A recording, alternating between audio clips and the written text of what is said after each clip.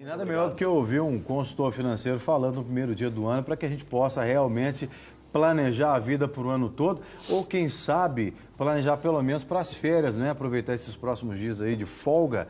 É possível a pessoa ainda planejar, mesmo que ela não tenha garantido esse planejamento nos últimos 6 meses, Diogo, para, quem sabe, aí, aproveitar os dias de férias ainda? Olha só, planejamento pressupõe uma certa antecedência, né? Então, à medida que a gente tem antecedência, a gente consegue se planejar o futuro de forma a prever quais são os gastos e as despesas para que você, naquela ocasião, não tenha que tirar dinheiro de outro lugar ou acumular uma dívida, etc. Mas existem alguns casos que, de forma, são necessários. Então, às vezes, há uma colega minha, pô, estou saindo de férias amanhã, acabaram de me mandar de férias, e agora? Vou viajar, não vou? Então, assim, existem formas. Algumas sugestões que não são nem especificamente financeiras, porque a parte financeira é muito do planejamento, sim, seria muito mais assim, buscar qual lugar que eu posso viajar, que eu vou descansar, que eu vou divertir, mas que eu vou ter menos gasto. Então, uma possibilidade, às vezes, de passagem em janeiro, passagem aérea, fica muito caro. Então, às vezes, tem como viajar de carro, é uma saída. A busca por um pacote, às vezes, pacotes normalmente em alta temporada, e agora começando janeiro, são pacotes difíceis e pacotes mais caros para se pagar. Provavelmente numa busca de uma promoção, estamos com uma oferta. Então é estudar mesmo e correr atrás para ver se acha alguma coisa que te encaixe melhor. Existem prestações que você pode dividir. Eu não recomendo, mas sem o planejamento também fica um pouco difícil de pagar à vista. Às vezes você não tem a mesma condição. Então é tentar parcelar de forma que não haja juros nesse parcelamento, e aí vem o planejamento, ou seja, se você parcelar nos próximos 4 meses, você tem que se planejar como pagar esses próximos 4 meses. Aí que eu ia entrar com você, perguntando para você, Diogo, o que acontece? Qual que é o melhor prazo para a gente se programar para uma viagem? Tem gente que pensa assim, olha, meu sonho é para os Estados Unidos ou ir para outro país, um Caribe, e acha que aquilo é completamente incabível para as condições financeiras dele. Na verdade, se ele fizer um planejamento, pelo menos numa viagem um pouco mais cara, uns 8, 9 meses atrás, daria para acontecer isso sem mexer no seu orçamento? Dá para fazer isso, Diogo? Perfeito, perfeito. Obviamente que eu concordo, os Estados Unidos hoje já não é tão difícil, né? Não é tão inacessível às pessoas, é muito mais acessível hoje às pessoas do próprio Estados Unidos, Caribe, e eu recomendo normalmente, para quem viaja 2 vezes por ano, 6 meses antes de uma viagem, 6 meses antes de outra. Se você está separando aquele momento de viajar com a sua esposa, com a família... Fazer a viagem, 1 ano é um tempo adequado. Porque o início do ano, é o que a gente está vivendo agora, se você tem casa, tem IPTU, se você tem carro, tem IPVA, aquelas licenças a pagar, material escolar, matrícula de escola, exatamente. Então é uma parte um pouco mais difícil que talvez você não tenha nenhuma sobra. E faz parte isso. E por que de se planejar é assim, você projeta os 12 meses do ano, e aí, à medida que você não tem dinheiro, por exemplo, em janeiro e fevereiro, que são os meses mais apertados, a partir de março você consegue tirar um pouco em abril, em maio, e vai separando dinheiro. Eu costumo viajar, é assim que eu tenho feito as últimas vezes, e graças a Deus por isso, sempre com dinheiro antes. Eu nunca volto tendo que pagar a conta.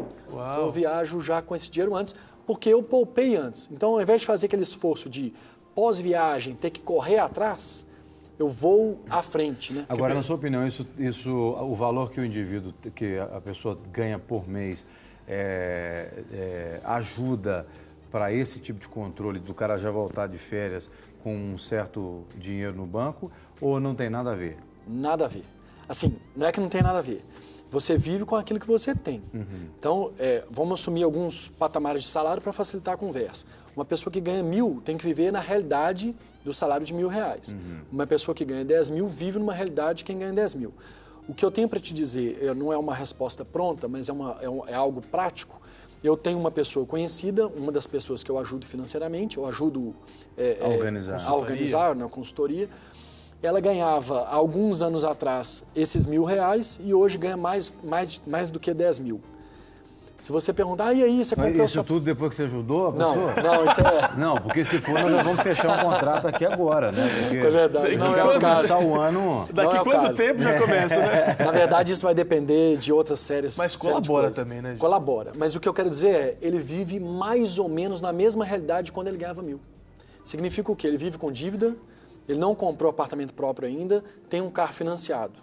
Qual que era a realidade anterior com os R$1.000? Era uma moto parcelada, era não ter um apartamento, ou seja, vai muito da nossa decisão em se planejar. Então, muito mais do que o valor. E outra, eu não vou viver uma realidade que não é minha. Então, eu vou me enquadrar, e é essa a sugestão, que a gente se enquadre na nossa realidade. Então, com R$1.000, eu vou conseguir poupar 100, 200 para viajar? Tá bom, ao invés de ir para Paris, eu vou para Muito Guarapari. Muito bom. Pô, se você não tem casa na praia, você vai para ali, para a beira da lagoa mesmo, né? Fazer alguma coisa.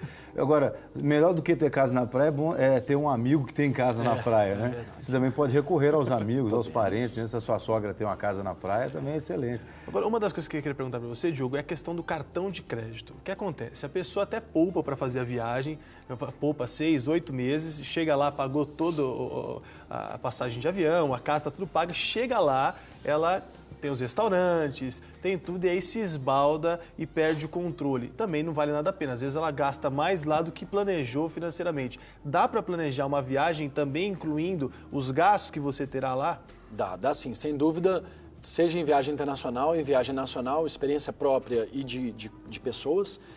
O planejamento, ele é uma previsão, né? Não significa que ele é 100% assertivo. Ou seja, eu vou planejar que eu vou gastar $100, eu vou planejar que eu vou gastar R$100 por dia. Eu vou ficar 10 dias, então eu vou gastar R$1.000, ou vou gastar $1.000. Então você está pagando a passagem antes de ir, pagou a hospedagem antes de ir, e os gastos lá não. Ah, mas quero me divertir. Tá bom, vou separar aqui mais 50 para diversão. Chegou no final do ano, eu estou com esses 1.500, né? R$1.100 de cada dia, os 50, tenho 1.500, ok. Eu estou nesse grupamento. Então, o que eu costumo dizer? Sempre bom deixar uma carninha. Você viaja, você está o ano todo trabalhando, você vai querer chegar lá e ficar fazendo conta? Não é isso que eu faço. Aliás, eu conheço gente que leva a planilha, leva o computador e todo dia à noite atualiza. Não é o meu caso. Eu não estou nem indo contra essa pessoa. Bitolado, né? Mas eu acho que é muito estresse. A gente já passa o ano todo com várias dificuldades, problemas e muito trabalho, é um momento de relaxar. Então, por que não essa antecipação? Então, ao invés de guardar 1.500, você guarda 2.000, você tem ali 500, você não conta para sua esposa, não? Se contar, já era. Tem 1.500 aqui, aí de repente, amor, posso isso? Pode, mas já extrapolei os 1.500, não. Mas eu sou bonzinho para você, eu vou deixar mais um tiquinho. É mais ou menos por aí. Em 2014 eu vou ser melhor para você, pode mais um tiquinho. Exatamente, então agora, tem como sim. Na sua opinião, qual que é o maior desafio hoje, Diogo, para as pessoas fazerem um planejamento de fato? Porque eu conheço pessoas que disseram, olha, eu tentei em 2013 todinho fazer um planejamento, eu anotava, eu escrevia o gasto, quanto que eu ganhava e tudo mais, dava o dízimo certinho. Muita gente fala isso, eu sou dizimista e ofertante, não consigo ter essa carninha que você falou, que é o saldo, né? Então, qual é o maior desafio que você vê para que as pessoas não consigam fazer isso? Disciplina. Sobre dízimo, nós estamos só cumprindo uma obrigação de entregar o dízimo. Então, não é por isso, né, a gente que tem que honrar a Deus. Sobre a oferta, não. A oferta, eu acredito que, à medida que você oferta, você prospera. Eu tentei isso na minha vida, já tem algum tempo que eu tenho o máximo que eu posso, tenho ofertado e é natural o retorno. Eu tenho fé para crer nisso, que Deus ele usa demais nas mesmas esferas, né? O tanto que eu abençoo, eu tenho recebido mais. E aí nesse âmbito de oferta. Agora, disciplina é tudo. Como eu disse no caso desse conhecido, ele ganhava 1.000, passou a ganhar 10.000, ele tem os mesmos problemas em dimensões diferentes. A dívida dele hoje é muito maior do que era antes, mas porque ele tem crédito para endividar mais. O que é disciplina? É você parar. Eu tenho uma planilha, eu fiz uma planilha, deixei ela prontinha para entrega, eu distribuo gratuitamente. É que o pessoal de casa quiser pode ter Todos acesso? que quiserem, eu tenho um Twitter, que é o Diogo Sua Grana, fui apresentado já, Diogo Sua Grana no Twitter. Eu tenho um e-mail também. É Diogo e Sua Grana? Diogo, é porque é sua grana, não é minha não. Ah, tá. É Diogo e Sua Grana. A ideia é essa mesmo, de trabalhar com isso. E aí meu e-mail, diogosuagrana@gmail.com. Eu mando gratuitamente. A planilha nada mais é que tem os meses de janeiro a dezembro, está no computador, fica mais fácil de... Já tem as matemáticas, as fórmulas. Você só coloca o valor que você pretende gastar, ou seja, aquela sua previsão, e numa coluna do lado você coloca aquilo que você vai gastando. Então, fazer isso uma vez, 2 vezes por mês, vamos supor, no dia 15 de um mês, até quanto que eu gastei até aqui, seja débito, seja cartão de crédito, no dia 30 de novo, acompanhei, não passei, eu passei um pouco, então mês que vem eu tenho que diminuir.